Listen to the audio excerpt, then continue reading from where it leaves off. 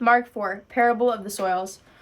Jesus began to teach beside the lake again. Such a large crowd gathered that he climbed into a boat. There on the lake, he sat in the boat while the whole crowd was nearby, on the shore. He said many things to them in parables. While teaching them, he said, "Listen to this.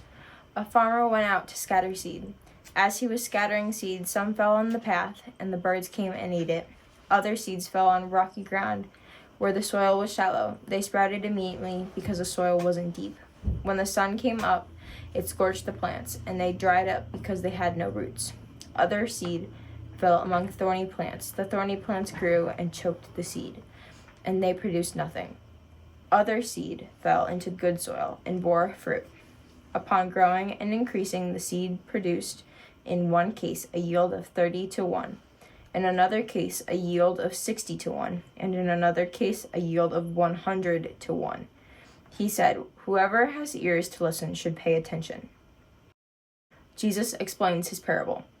When they were alone, the people around Jesus, along with the 12, asked him about the parables.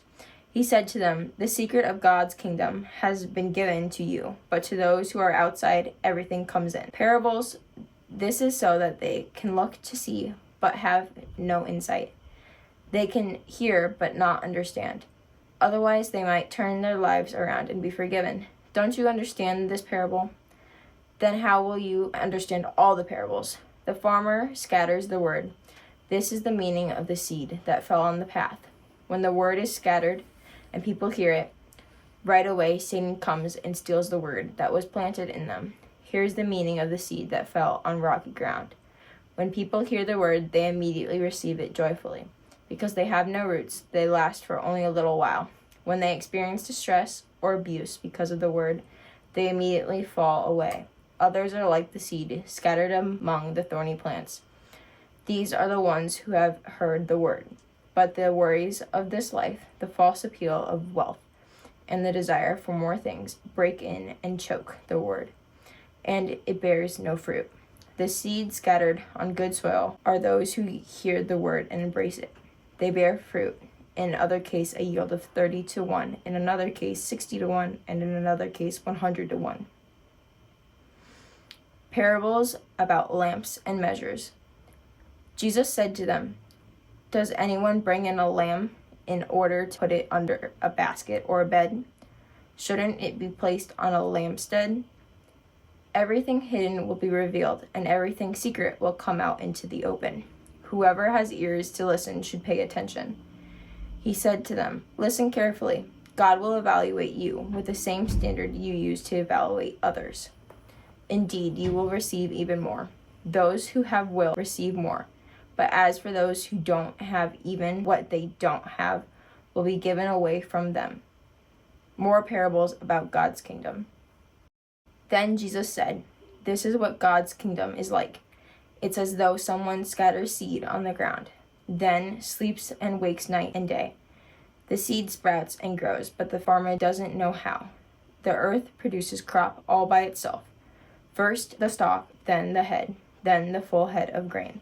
Whenever the crop is ready, the farmer goes out to cut the grain because it's harvest time." He continues, "What's a good image for God's kingdom? What parable can I use to explain it? Consider a mustard seed. When scattered on the ground, it's the smallest of all the seeds on the earth. But whenever it's planted, it grows and becomes the largest of all vegetable plants. It produces such large branches that the birds in the sky are able to nest in its shade." With many such parables, he continues to give them the word, as much as they were able to hear.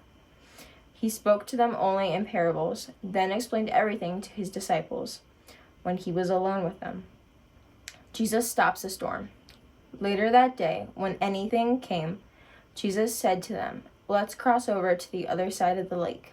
They left the crowd and took him in the boat, just as he was. Other boats followed along.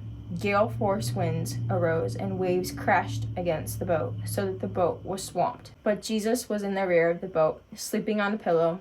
They woke him up and said, "Teacher, don't you care that we're drowning?" He got up and gave orders to the wind, and he said to the lake, "Silence, be still."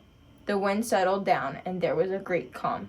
Jesus asked them, "Why are you frightened? Don't you have faith yet?" Overcome with awe, they said to each other, Who then is this? Even the wind and the sea obey him.